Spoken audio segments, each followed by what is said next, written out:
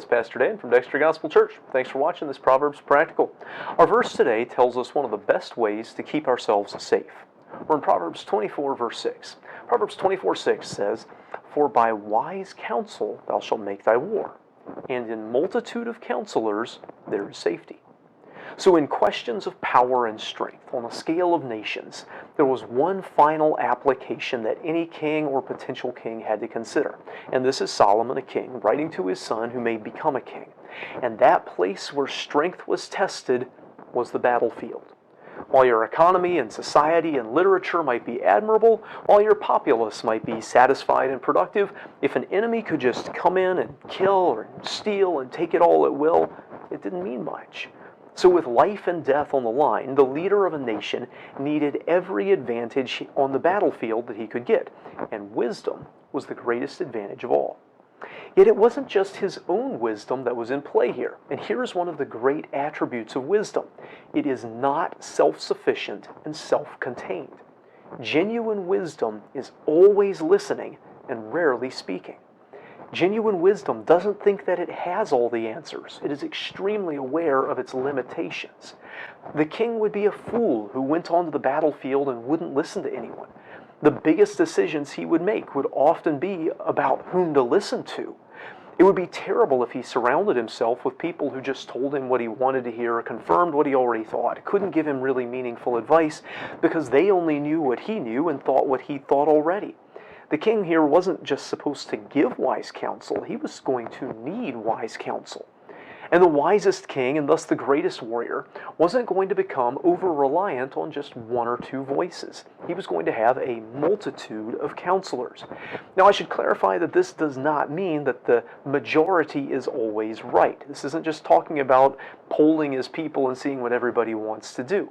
It doesn't mean that the right decision is just always made by finding what the majority desires.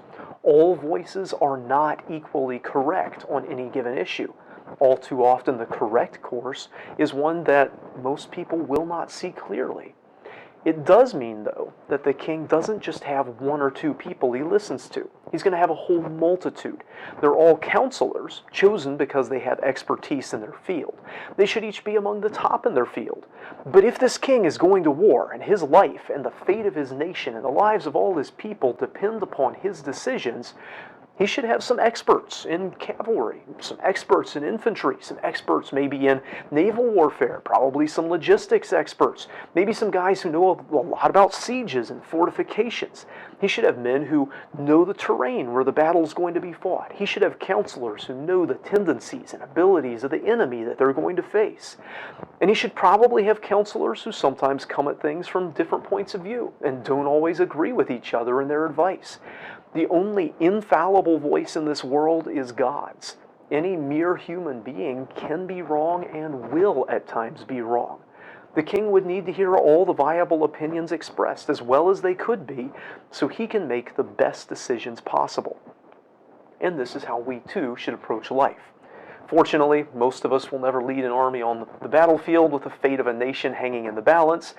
But we do make decisions that affect our lives and that affect the lives of the people around us.